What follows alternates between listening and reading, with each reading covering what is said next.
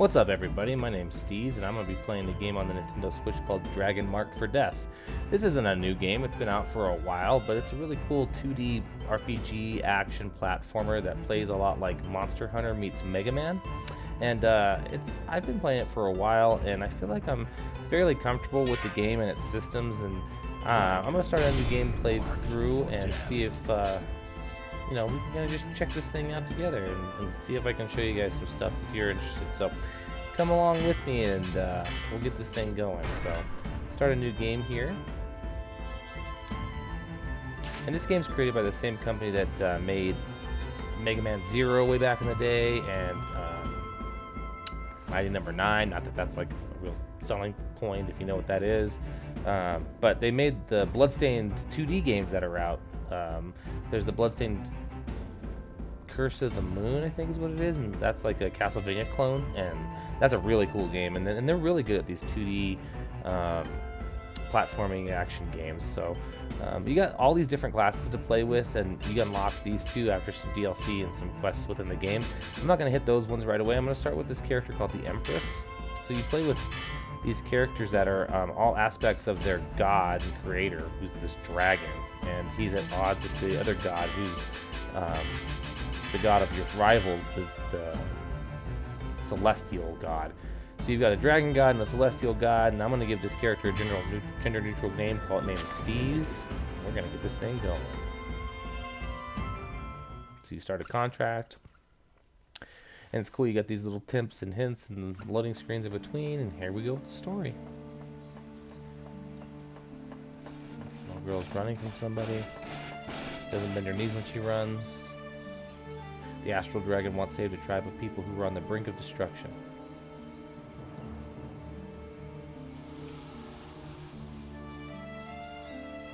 Pretty cool art there. Receiving the dragon's blood, they became known as the Dragon Blood Clan. Like you do. No fancy names here. Oh, they nearly got her. Get away! However, the world was dominated by the divine family and bathed in the light of the celestial. Nope. I got a feeling she's not gonna make it. Run! Haven't you seen a horror movie? Don't look back! The people of the kingdom bore a deep loathing toward the clan. For what? I don't know. All for the kingdom! Oh man, ouch. All for the divine king! Jeez, those are little kids, man. Come on.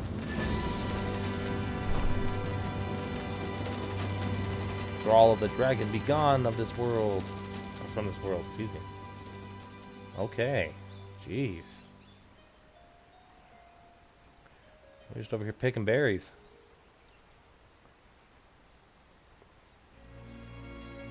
Alright. Well, looks like they split. And it's just the one character who was untouched, I guess. Child of our own blood, you desire power, vengeance. This dragon god is like really Cyan from Final Fantasy VI-esque. You know what that is. Mr. Thou. We are the astral dragon Atrum. Thy rage and grief have summoned us from our slumber. Upon this world's genesis, we suffered defeat by the celestial. Leaving the world to the humans in their new age, we did retire here. We have abandoned power and war, and yet there are still those who would pursue us. There are those who use power to enforce tyranny. They now force us to let our power be known once more. So shall it be engraved upon the divine family themselves, who dare to rob the clan of their lives. While we yet live, we will not abandon the clan. Alright, so there's this girl here who's summoning the power of the dragon. And he's like, here, have some power. And he transforms her violently, apparently. And now she bears the aspect of the clan of the dragon. Thou now bear the power to enact revenge, and thy body is proof. There are none who can stop thee, in whom the astral dragon's power dwells. The divine family stole thy home, thy family, and thy friends. Thou shalt judge them rightly. Alright, so the gameplay's going to start here. And I'm playing as the Empress. She's an attacker type. The cool thing about this game is there's all these different character classes, and they kind of follow the MMO RPG archetypes. So there's a tank, there's damage types, there's wizards, there's stuff like that. And they all play differently, and it's really cool. Alright, smack, because I wasn't paying attention to what I was doing.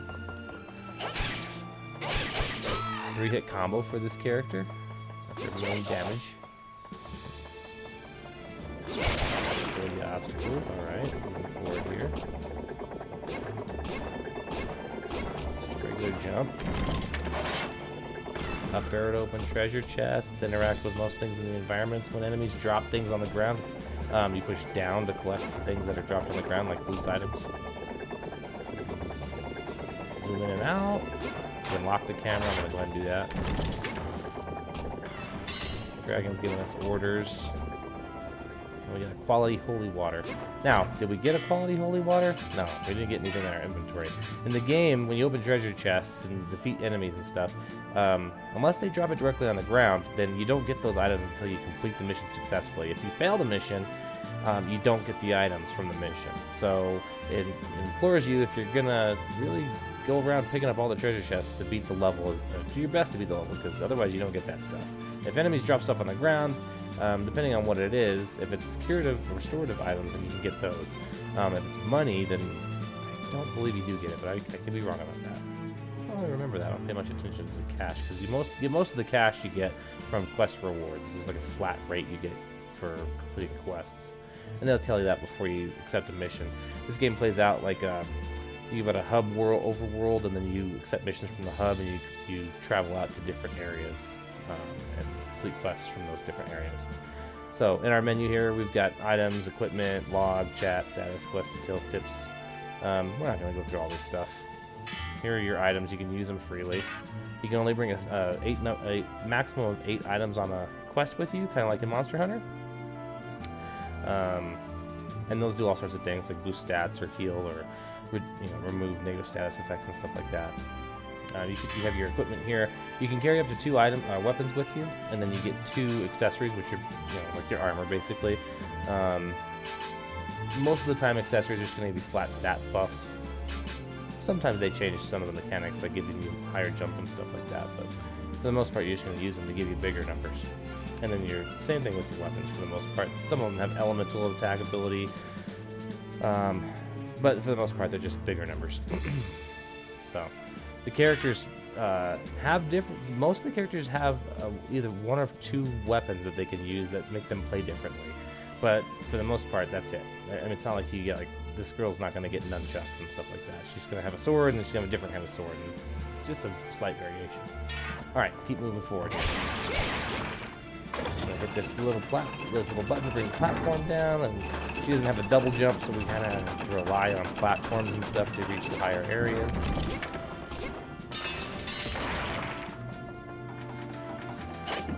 Drop that rope, drop the bridge. All right, thanks, Atrum. Achoo! So if you hit the up arrow or hit up on the joystick and push the left bumper button, then you can swing. That's her main traversal mechanic. What's kind of cool about this game is that every character has a different traversal mechanic, so not all characters can reach everywhere in a stage. And another thing about this game is that the game is designed with multiplayer in mind. The maps are very, some characters can go here and some can go here, and you can complete an entire map if you have a party of 4 online with you're playing. But otherwise, you're just going to be able to complete the basic tasks of a mission with everybody, and then some characters can reach different chests, and some characters are going to get left out in the cold. So, but that's okay, because different missions, then your character is going to be the one that can reach the chests, and you can get stuff that other characters don't be able to get. And if you create, a variety of characters and play through the game multiple times, then they all share an inventory, so you can pick up stuff that other characters can use, which is kind of cool, because you can grab, kind of power up your characters early. Although most equipment has level restrictions, you can get items that'll power you up if you use them in missions, but you can give to your lower level characters and have an easier time starting out. All the characters have to complete all of the content in the game, starting from level 1. You don't share progress through the game, so it's kind of a grindy game. There's no doubt about that. A lot of the criticism online for this game says, it's repetitive and it's grindy, and that's a fair criticism, because that's true. If you like that kind of stuff like I do, then it's not a criticism at all, but if you're looking for deep content, that's not something you're going to find in this game. I mean, It's basically good versus bad. There's some twists and turns, but not a whole lot.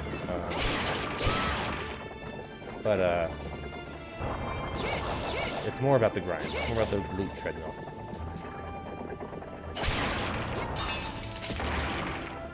Another criticism of the game is that the maps, there's very few maps, not a lot of map variation. And that's also a fair criticism, because they use the same, I don't know, 10 maps throughout the whole game.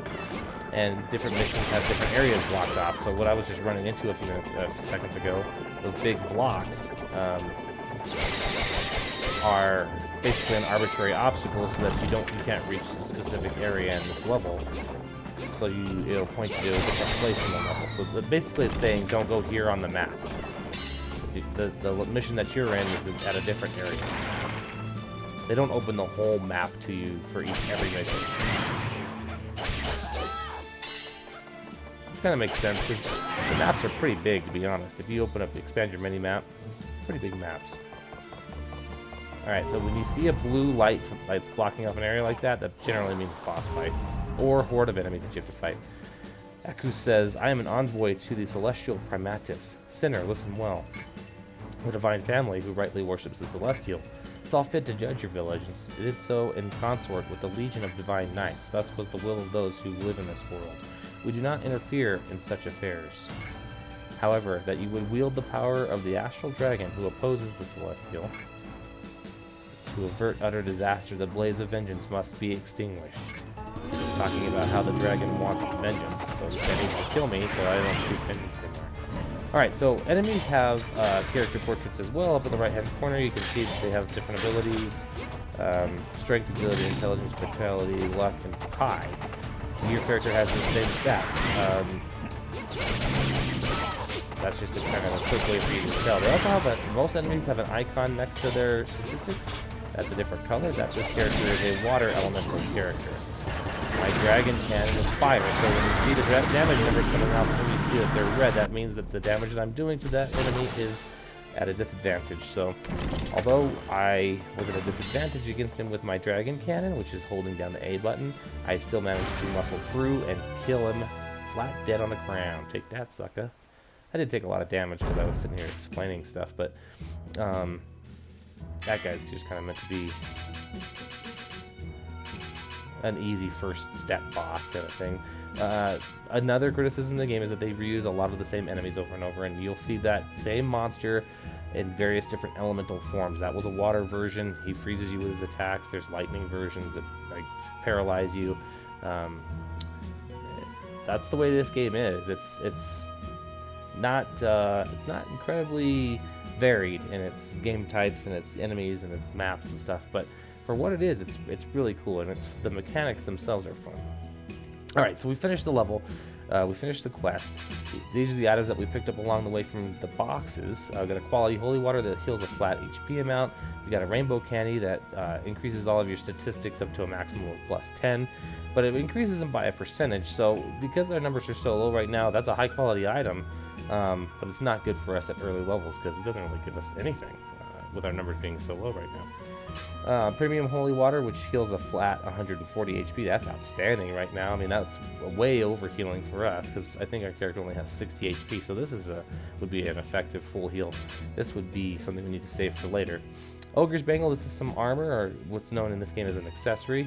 When you look at the accessories icon, the green ones generally mean that all characters can use it.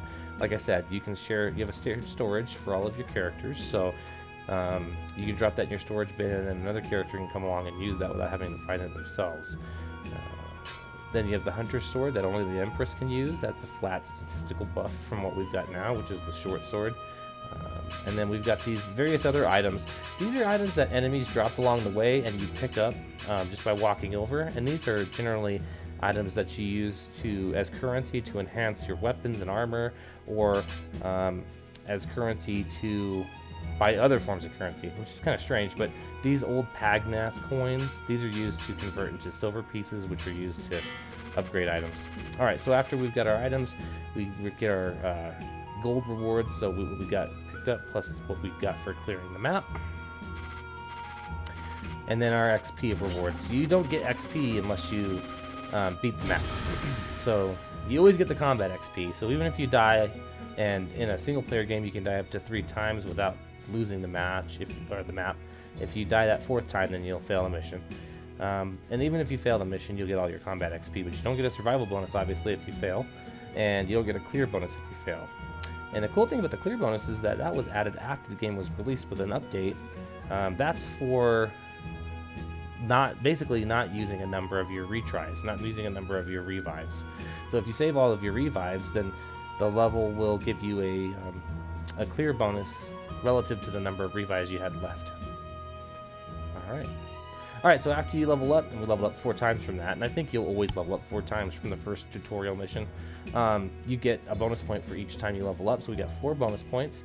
The way leveling works in this game is, and by consensus, the builds for the characters are generally min-maxed. So this character, the Empress, gets gets points in her statistics automatically when she levels up. So she levels up fairly evenly among all of her statistics. She'll get a point in every statistic, I think, every level, more or less, at an even rate, nonetheless. But when you put your extra bonus points in there, you should go for 1 or 2 stats. If you end up maxing your character out all the way to level 100 or 120 or whatever the max level is in the game, you'll end up with 2 stats that are maxed out if you follow that suggestion of maxing out stats as much as you can. So because you have a maximum level bonus of 50 points, so you can only put a maximum of 50 points into one stat through the leveling system. And then you get an E bonus, which is your equipment bonus, which is the number that your equipment gives you, because a lot of equipment gives you stat bonuses. So that all combined gives you your total bonus. So strength is flat physical damage bonus. It's not a flat bonus. It goes into a formula that calculates your damage against enemies, which is weighed against the vitality. So the vitality versus the strength. Your agility is up against their agility. So whoever has the higher agility, that will affect your accuracy of your attacks. You might have seen that I was getting some 1s on some of my hits. That's because my agility wasn't high enough in the formula calculations to land those hits successfully. You never get a 0, but a 1 is essentially a 0. So when you see yellow numbers, that's either a critical hit or it's a double hit, and the game calculates double hits as being part of the same hit. So if your agility bonus is high enough to give you a double hit, you won't see 2 numbers. They'll both be calculated as the same value. It just increases that value. Intelligence increases your magic attack and your magic defense. So it's your intelligence against the enemy's intelligence straight up. So your strength against their vit, your agility against their agility, your intelligence against their intelligence. Luck is more about finding treasure out of treasure chests. I think it also affects your crit chance, but I don't know if there's straight up luck builds for the Empress, because it's a very small bonus, if anything, to your crit. Treasure chests from bosses and from the world in the missions can pull treasure out of one of 2 loot tables. Luck affects which loot table it pulls your treasure from, either the normal treasure loot table or the rare treasure loot table. So if your luck's higher, you have a higher probability of getting treasure out of a rare loot table. Later on down in the game, if we stick with this one, then we'll see the character who's most strongly affected by luck, the bandit, who actually is built off of luck because his abilities are based around it in some degree. And then Pi is short for piety. That affects holy abilities for all characters in the game. For the Dragonblood clan, that affects their relationship to their god, the dragon god, Atrum, and that's basically how strong are your dragon attacks. I'd like to get into the lore a little bit there and describe it from a lore perspective, but basically it just means for the Empress, how strong is her dragon shot and her dragon cannon. The dragon sword attack, which you were seeing me use a little bit there, is not affected by the piety. That's affected by strength. So it's just your dragon shot. Some characters have builds very strongly based around piety, some not so much. This character does have that build, but we're going to actually go with an agility build just because it's more straightforward. It's just more about smacking stuff with their stick. Alright, so there we go. We're done with that mission, and here's a little more story information here. Kind of reveals a little bit about Atrum and his perspective on the world. This goblin saw everything happen. You beat the Celestial's pawn? You monster! We're coming from you, goblin. The power that dwells inside thee is beyond the limits of humans, strong enough to consume souls. If thou truly desire power, feast upon souls without discrimination. Even that lowly creature possesses power worth devouring. Well, that's a bit dark, isn't it? Hey, what do you want with me? This game is pretty mature. I mean, you could see earlier that they were killing kids in the cutscenes, or at least implying that they were going to, and slashing people in the back. I ain't even done nothing. No, stop! Oh, need that power, sorry. Possessed with the need for vengeance. Other than those who had journeyed from the village, only one other villager survived the attack. The Oracle. Spoiler alert. The Dragonblood Oracle, Amica. She was spared and taken hostage by the Legion of Divine Knights. The Dragonblood Oracle was only born once in a century. What does the Divine Family want with her power? Thou wilt only understand their intentions by hearing it from their own mouths. Journey for the imperial capital in the kingdom of Medius, seat of the Divine Family's power. Hide yourself among the forgotten of the slums, those who have also suffered the family's contempt. Alright, so Atrum's guiding us to the hub area, so guiding us to the capital itself to hide close to our enemy. Keep your enemies close. This your first time in the city? What's it to you, Toucan Sam? Hey, no need for the death glare. You look like you've been through hell. Everyone here is the same way. Folks with some problem or another end up here all the time. Welcome to the glorious kingdom of Medius' finest slums. All hail divine King Medius. Except a little sarcasm there. We have open arms for all who come and no questions asked for those who leave. Everyone's got enough of their own shit to deal with as it is. Well, I'm already going through the trouble. Might as well teach you a thing or two about life here. There's a bar near here where all the adventurers hang out. See you there.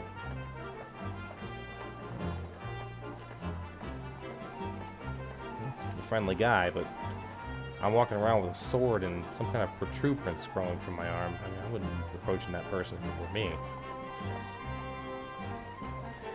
The city sits in the shadow of the capital. All kinds of folks wash up here. The people who end up here can only make a living taking on dirty jobs from all over the continent. At this bar, the jobs range from finding lost pets to hunting the strongest monsters in the kingdom. The Divine Family only tolerates trash like us because we clean up after everyone else. You tell the young man you have business with the Divine Family. Business with the Divine Family? What could you... whatever. There's no way someone that high and mighty would come down here willingly. Your only chance is taking on jobs and making a name for yourself. That could get you an audience. And hey, the harder you work, the better off this place will be, and more folks might even show up. So let's see what you can do. We're counting on you for all our sakes. Wow, putting a lot of faith into a complete stranger that you just met. Get things started. Head over to the inn and prepare for your journey. When you're ready, go to the bar to take on a quest. The bar, complete quests offered at the bar to progress the story. More quests can be unlocked by completing other quests and speaking with the townspeople. Local and online multiplayer matchmaking is also done here. The inn. Here you can change your equipment, chat settings, check your items, and more. You can also switch to any related or created character here. To create a new character, load your game from the title screen. Weapon shop. Purchase new weapons here. You can equip up to 2 weapons at once. General store. Accessories and items can be purchased here. You can equip up to 2 accessories at once. You can also choose up to 8 items to bring with you on a quest. And at Atrum's Den, you can reset your bonus stats as well as speak with the Astral Dragon. Someone seems to be in need of our help. You can see in the top right corner I've got a book with an exclamation point in the middle of it.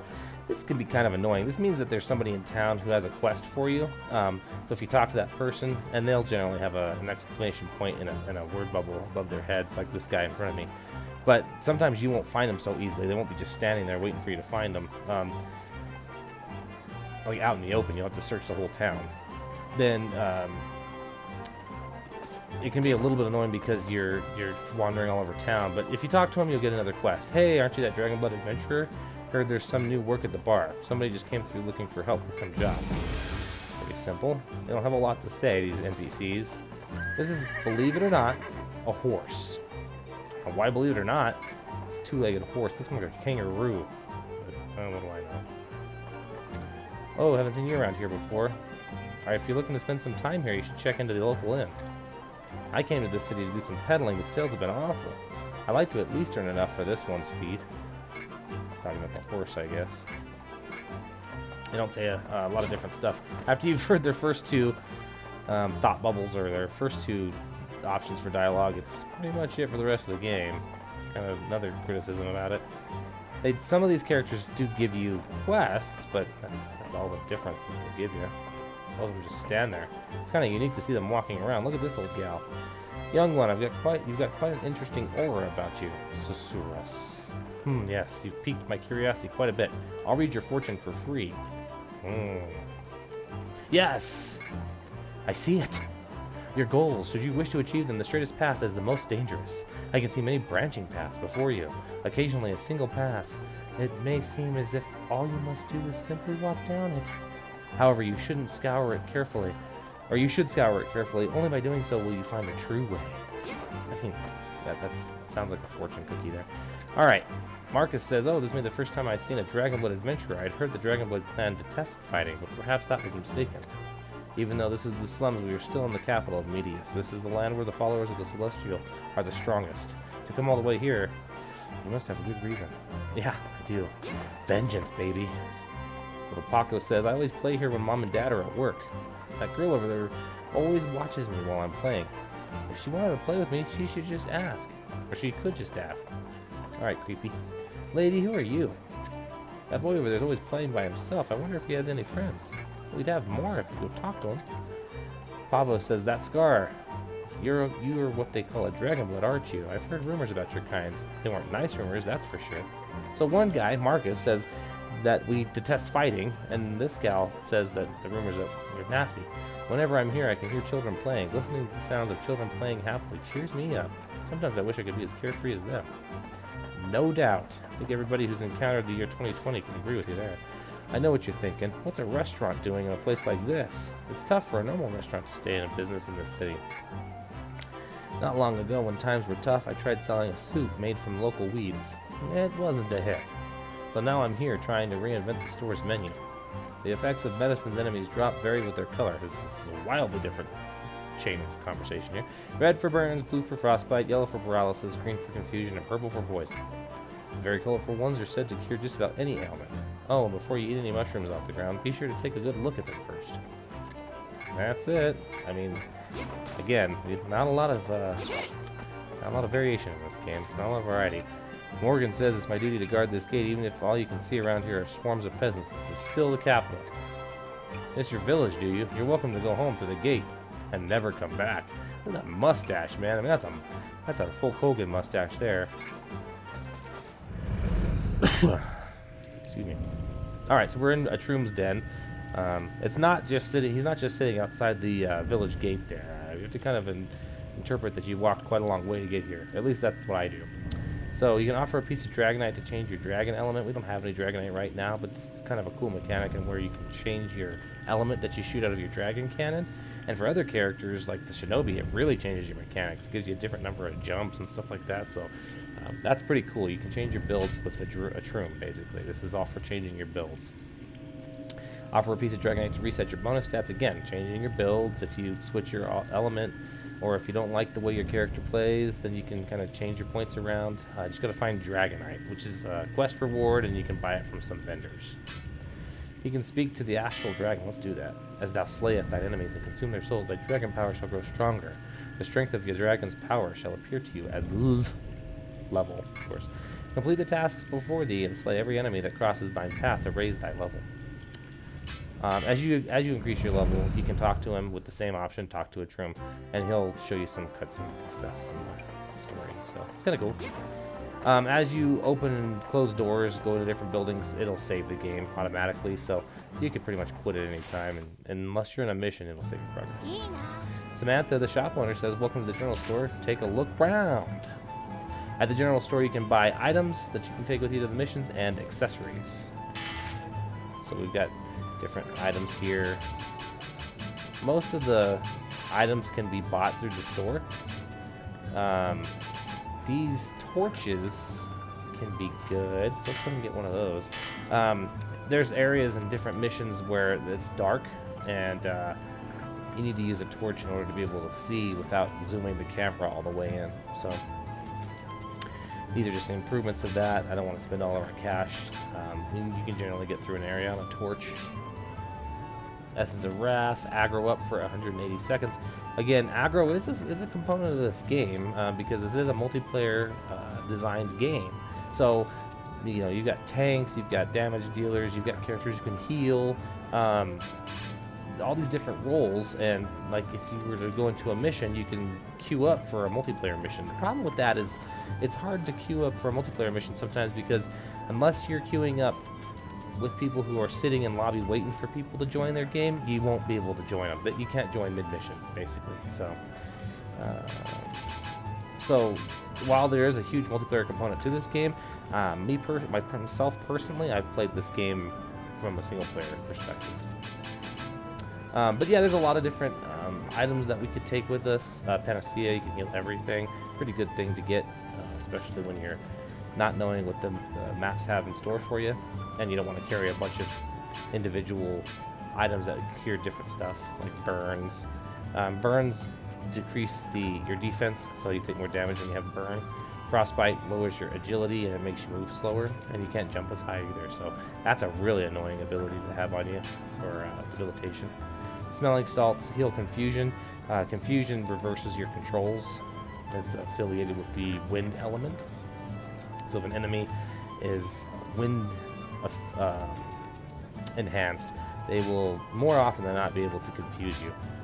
Anti-paralytic elixir, that just paralyzes you. You won't be able to jump or use attacks. You can still move back and forward, but you can't jump or use attacks. That makes dodging enemies or fighting much harder, as you'd expect. And then antidote. The debilitations in this game have a huge impact on the gameplay, whereas in like a regular RPG type game, you know, poison, you get pretty much muscle through it. It'll heal on its own. In this game, it'll probably kill you if you don't heal it, or if you don't just kind of like chug potions to get through it. Enemies do drop herbs, like that restaurateur was saying. They drop herbs that will cure you of your debilitations. So those different element aligned enemies will drop herbs that are of the color that they're aligned with. So like a wind aligned enemy will drop a green herb, which will cure you of confusion. But it's not 100% chance of happening. It's random. So you might get confused by an enemy and then manage to kill them, and they still may not drop an herb that'll cure your affliction. So confusion is probably one of the most manageable debilitations to get by with, because while it you know, confuses your controls for a little bit, it does wear off after a time. You can just stand still and it'll wear off, and it doesn't take any damage out of you. But when you're in the middle of dodging a bunch of enemies and stuff's flying at you, and suddenly you're confused, I mean, that can end the game real fast. And then you've got different candies that increase individual statistics, where we have that rainbow candy that increases them all. The individual candies generally give you a bigger boost for just one statistic. And then you've got all of the accessories. I can just sort by accessories here. You can't see everything that you can buy as you progress in the game. More stuff will open up here, but we could buy another accessories here to take the place of our other steel bangle, which just gives us a flat defensive boost, because almost all of the accessories give you some sort of defensive boost. And if we wanted a little bit more of another statistic, we could get another one. So let's go ahead and get this leather choker, since we're going with an agility build. And like I was saying before, every vendor and every store, you can equip things in the stores, so you can adjust your builds from anywhere, basically. I'm going to go ahead and swap out our other steel bangle for an ogre's bangle, just to give us some more strength. While I am putting points into our level up points into our agility, it doesn't mean we can't drop some points into strength with our equipment. Strength is going to give us our physical attack boost, so that's going to be our secondary statistic, is strength, because we're going to be basically a hack and slash type character. We've got our short sword here. Let's swap that out for the hunter's sword. It doesn't make any sense to drop that short sword into our second slot, because they don't do anything different from each other. So we're never going to really have a reason to switch. You don't have item durability or anything like that. The real purpose of having that second equipment slot, at least for the Empress, is to have a weapon that does something different. So either getting a short sword weapon in this slot so that you can switch to a different combat stance in the middle of the mission, or getting another hunter's sword or sword of that category, but with like a poison effect on it, so that it does poison damage when you attack with it. Otherwise, there's no real reason to have a second slot there if you just have items that do the same thing. I'm going to go ahead and swap out some of our healing items. Now, herbs do a percentage heal. It's a 20% heal to our health, but since she has 60 HP, getting a 12 HP heal off of an herb is kind of a waste of time. So a character like the warrior would benefit from percent heal like that, but you have such a low total pool of HP, it doesn't make sense to carry 20% heals. So let's get this flat 60 so we can get a full heal if we need it. And I'm gonna swap in, I don't want any of these other ones except for the torch. It's worth keeping the antidotes, like I said, those poisons will kill you if you don't watch them, so. Alright, torch, in case we hit a dark area. Alright, and then you can upgrade your items. You pick up items along the way from enemies that you kill, and you can use those to enhance your weapons. And you can only enhance weapons that and accessories that you don't have equipped. So if you want to enhance something, make sure you unequip it first. I could pump up that short sword. You can see what would happen when you do that by the preview pane here. So on the right, you can see after the upgrade. And before the upgrade, you get 4 points of damage there. So it would boost us past our hunter sword that we just equipped. Let's go ahead and unequip the hunter sword and see if we can get some the same items will upgrade us. Oh, you know, it's way more expensive, but we do get bigger stat boosts if we were to upgrade that. Well, you know what? We don't really need to upgrade it right now. Let's go ahead and just hold off until we finish the next map. And you will find +1s, +2s, +3s of weapons. +3 is the maximum enhancement on a weapon. And then you'll have to move to the next weapon up in the progression. So, alright, let's go ahead and exit the item shop.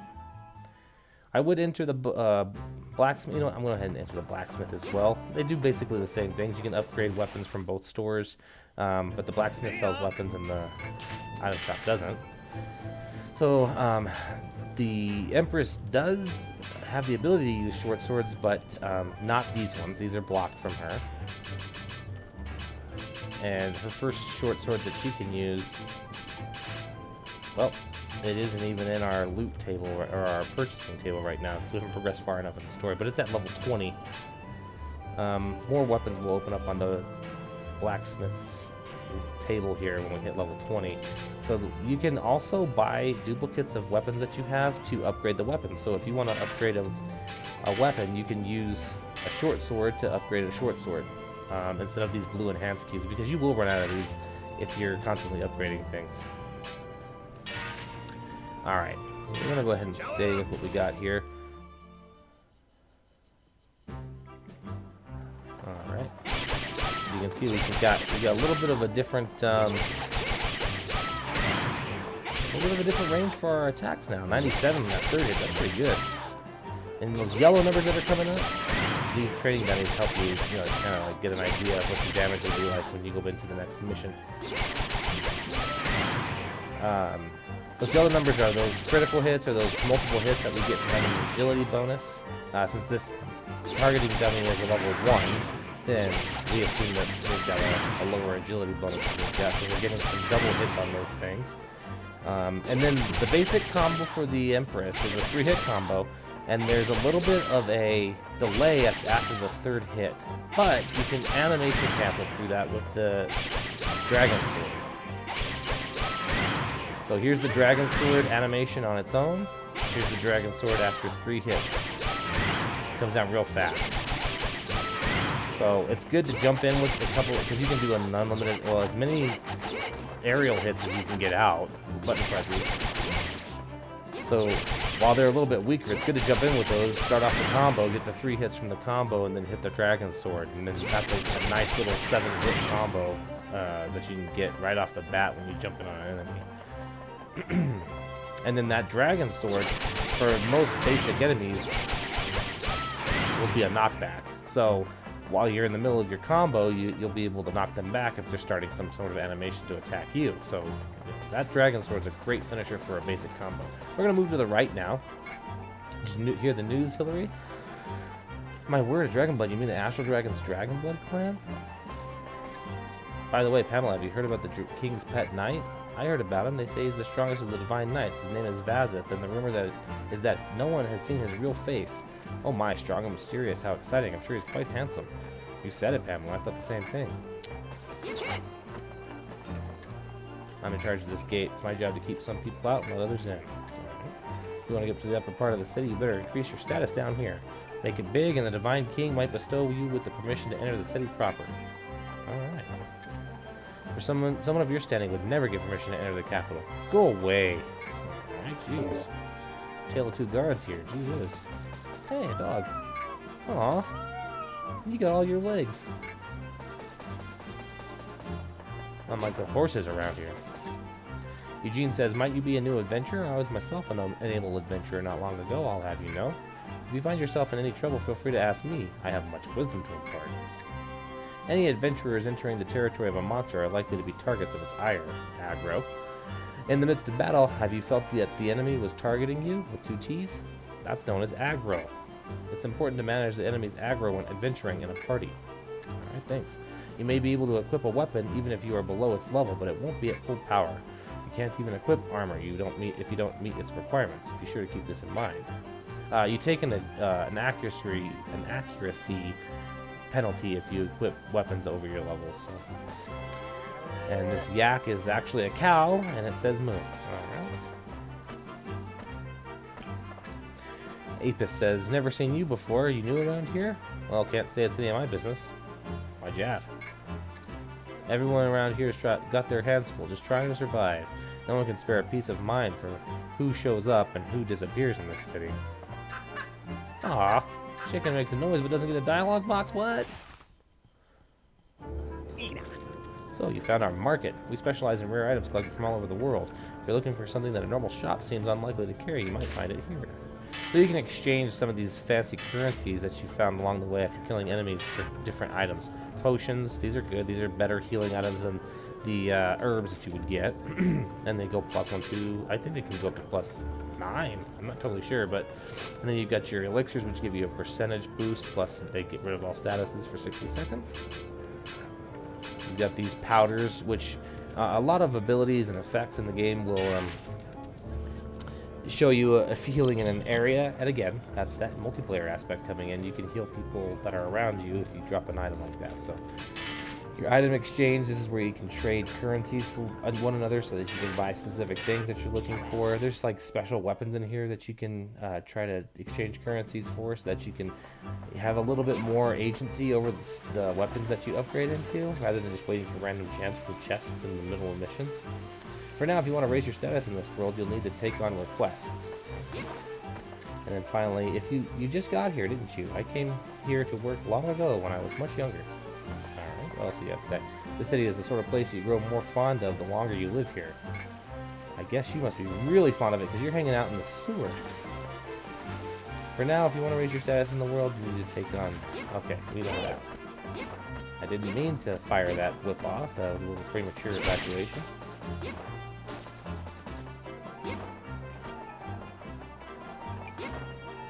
So these two little biddies here talking about how that golden knight who captured the oracle was so handsome. Nobody knows how handsome. Didn't show this area off. And Scylla, the innkeep here, says, hey, come on in. Haven't seen you around before. Is this your first time in the city? This here's the inn. Before you set off on a quest, stop by and get your supplies in order. Earlier versions of the game, you weren't able to equip stuff from every different shop, so it was a little bit more required to come in here and equip different things here. You can check your status. Assign quick commands is if you're playing multiplayer, you can assign different greetings and phrases to different radio buttons. Your character, you can change your character here, but you can only change it to characters if you've already created. So if you want to create a new character, you have to go to the title screen and reload the game. Item trunk, you can go in here and look at all the items that you've collected. Tips, you can look at tips for various different mechanics and systems in the game. It explains all the statistics, explains how different characters play. It's just got all sorts of information there. It's great. And, in lieu of having a physical manual, which we all used to have when we had Super Nintendos, it does give you some information in the game, which is awesome. Control help explains the different buttons for the character's abilities. So you get your dragon shot, cannon, dragon sword, which is R. The short sword ability is the dragon sword Neo, which is dragon sword in the air, basically. Then you get your running thrust, which is something you do with your small swords, and your rebound slash, which is a way for you to bounce off of enemies after hitting them with the dragon sword in the air with the small swords. You can remap your buttons, which is really cool. I like to stay with the default configuration. And you get your various options here. Whether or not you can see monsters aggro, you can display that. I don't know why you would turn that off, and it just tells you more information. The one setting that I like to always change is the dash type. So I've got this set because I've saved it this way, but the continuous 1 is basically if you're moving in a direction and you tap the dash button, then you'll start dashing and you won't stop until you let go of the movement button. Continuous 2 is you have to hold the button down to dash, and then fixed distance is you hit the dash button and you go like, I don't know, 5 steps forward basically and stop. So you have to keep tapping it. So I'd like to change that to continuous 1. That's pretty much it in the end. I really just use that to change characters if I want to, play, if I get bored with the character and I want to play differently. So next time we jump into a mission with the Empress, we're going to go into the first actual mission outside the tutorial with her. We're going to talk to Porta in the bar and go to a single player game. And the next story mission is the Ogre Fort. So you'll go to a level 1 mission here, and these question marks are different level intervals. So when you beat it at level 1, it'll unlock the next level interval for that mission, and they're all different. Some of them will go to level 5 for the next interval. Some of them will go to level 15. Not all of the missions start at level 1 for the minimum difficulty. So as a matter of fact, you could probably look at another one. Yeah, this one starts at level 10. I think the Infernal Labyrinth starts at 35. Yeah, that's right. So the next mission is going to be the Ogre Fort, and those are the rewards you get just for completing the quest. That's just your time limit and what you have to do. So this is defeating a boss. We'll only fail if we run out of time or if we use 4 retries. And then the goal, here's a little flavor here. Find and defeat the chieftain of Ogre Fort to save the captive villagers. The chieftain is known to drive away his enemies by breathing fire on them. It may be wise to speak to anyone you encounter along the way. That's a clue. Different missions will have sub-goals throughout them in the game. There are 8 missions in the game that will unlock a super special secret unlock for you if you get the special goal in all of them. So when you read the goals, it'll tell you a little clue like that tells you there's one of those special sub-goals that helps you unlock something. So it can help you to look at those goals. You can view the drops from this menu. Like I was saying, there's the rare loot box table and box table, and then there's the normal. So depending on your luck, you have a higher chance of pulling items out of this box, out of this table, excuse me. And generally speaking, you're not going to pull weapons that your character can't use from the boss treasure chest. You might pull them from the normal treasure chests, but generally speaking, for the Empress, I'm not going to pull from this entire table. It's going to be maybe the knife and the short sword, because those are the only items you can use in the boss treasure chests. So that's where you see that information. You might get a piece of Dragonite from the boss, but more than likely, because the table's got so many weapons on it, it's probably going to pull a weapon. Which is fine. Weapons can be sold or used to upgrade other weapons. So that's pretty much everything from the bar. That's everything you can see there. There's the multiplayer aspect of it, and we might get into that next time. But like I said, it can be kind of a chore trying to get into a multiplayer game, just because you can only get into games where people are sitting waiting for people to join. And, that's just not how modern multiplayer is done, but that's how it was done for this game, because it was a Switch game, and their multiplayer features aren't that robust. So it might be different for the Switch or for the Steam port, but I don't know. I've never played that one. But at any rate, this is going to be what we get into next time with the Empress. Thanks for joining me on this video, and we'll see you next time if you want to see some more Dragon Mark for Death. Thanks.